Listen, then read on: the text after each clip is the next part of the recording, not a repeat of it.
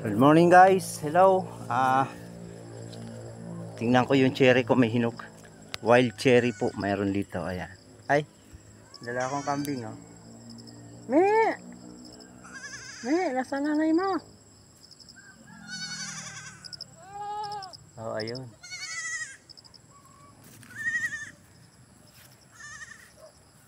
Ayan, tingnan ko yung cherry dito. Pag may hinog na to, bihira gumawa ako dito ng kulungan ng baboy. Hanggang ngayon wala pang nakakulong. Kulong ko kaya dyan mga sutil na tao.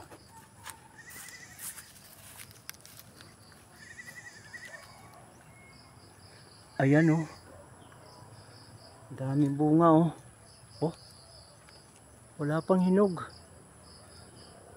Mayroong isa pero hindi pa to siguro hinog. Ayan oh.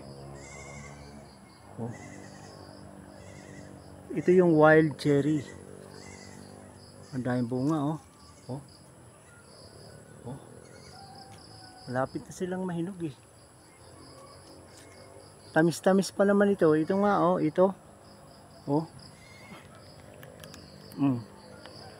Tamis.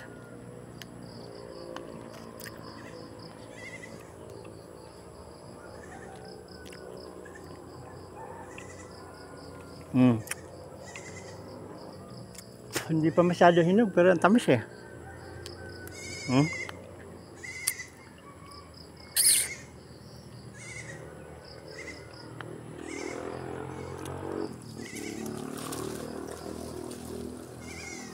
dami oh. Ang tamis niya na maasim. Masarap pala ito.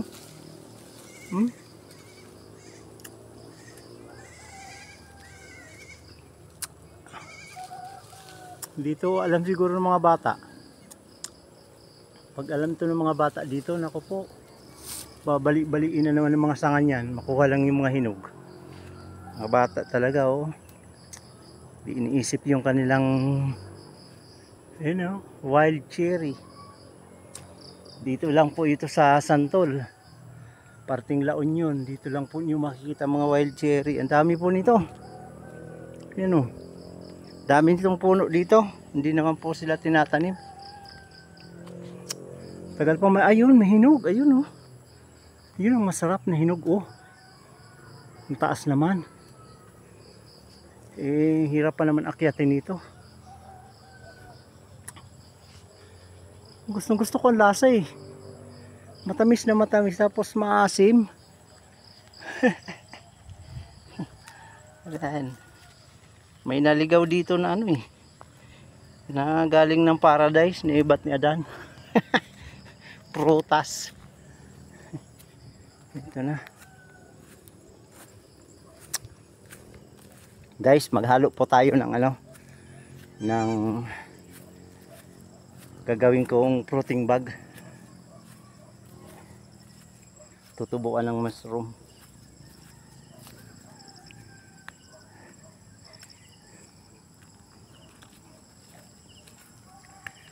Ayan ang aking service na biyaya ng Diyos.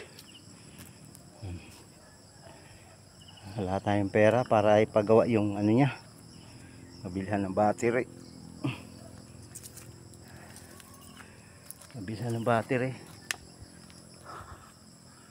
Handa. Po, maghalo po ako nito. Panoorin nyo guys. Yan.